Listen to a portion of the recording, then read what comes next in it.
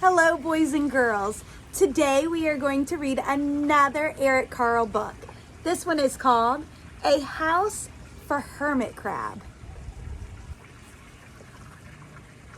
Time to move, said Hermit Crab one day in January. I've grown too big for this little shell. He had felt safe and snug in his shell, but now it was too snug. Hermit Crab stepped out of the shell and onto the floor of the ocean. But it was frightening out in the open sea without a shell to hide in.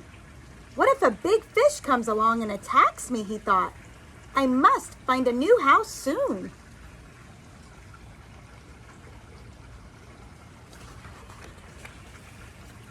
Early in February, Hermit Crab found just the house he was looking for.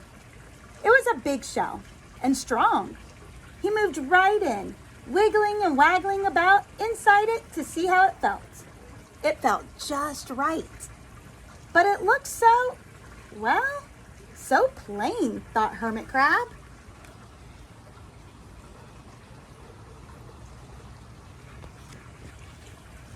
In March, Hermit Crab met some sea anemones. They swayed gently back and forth in the water. How beautiful you are, said Hermit Crab. Would one of you be willing to come and live on my house? It is so plain it needs you.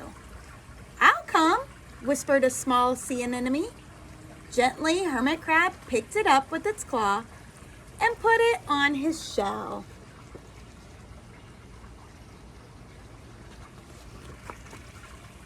In April, Hermit Crab passed a flock of starfish moving slowly along the seafloor. How handsome you are, said Hermit Crab. Would one of you be willing to decorate my house? I would, signaled a little sea star. Carefully, Hermit Crab picked it up with his claw and put it on his house.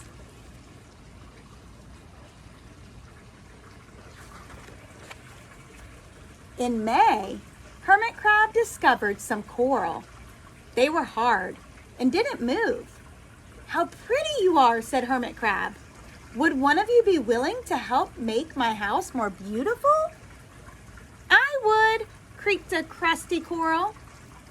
Gingerly, Hermit Crab picked it up with his claw and placed it on his shell.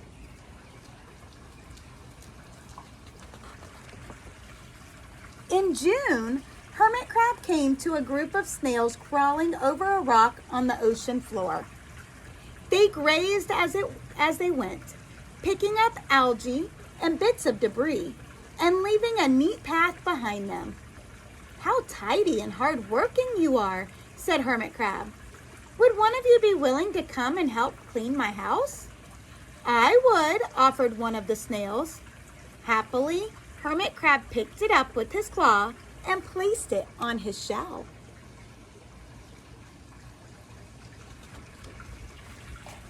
In July, Hermit Crab came upon several sea urchins. They had sharp, prickly needles. How fierce you look, said Hermit Crab. Would one of you be willing to protect my house? I would, answered a spiky sea urchin. Gratefully, Hermit Crab picked it up with his claw and placed it near his shell.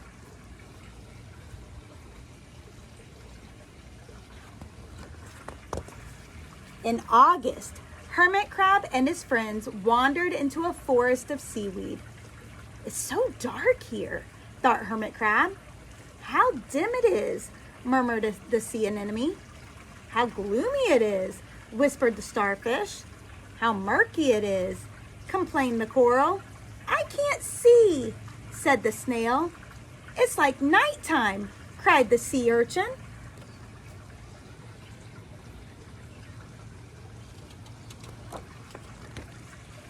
In September, Hermit Crab spotted a school of lanternfish darting through the dark water.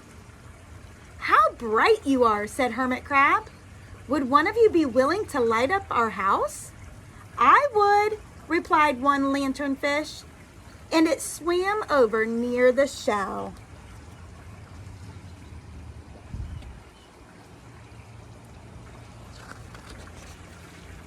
In October, Hermit Crab approached a pile of smooth pebbles. "How sturdy you are," said Hermit Crab.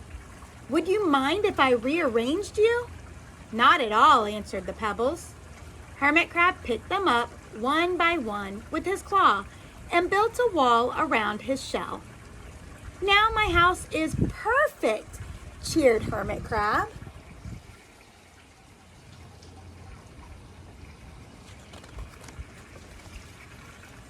But in November, Hermit Crab felt that his shell seemed a bit too small.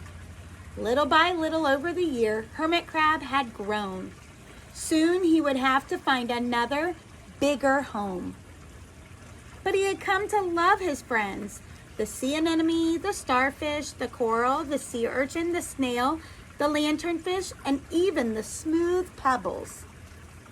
They had been so good to me, thought Hermit Crab. They are like family.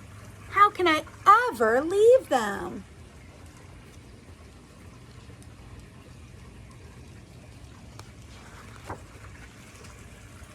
In December, a smaller hermit crab passed by. "I have outgrown my shell," she said. "Would you know of a place for me?" "I have outgrown my house too," answered Hermit Crab. "I must move on. You are welcome to live here, but you must promise to be good to my friends." "I promise," said the little crab.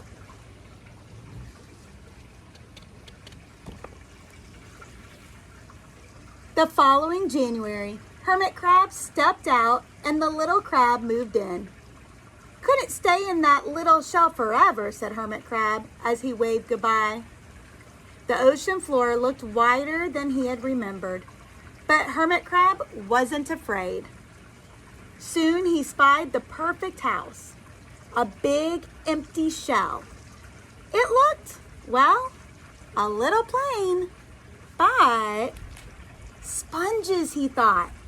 Barnacles, clownfish, sand dollars, electric eels. Oh, there are so many possibilities. I can't wait to get started.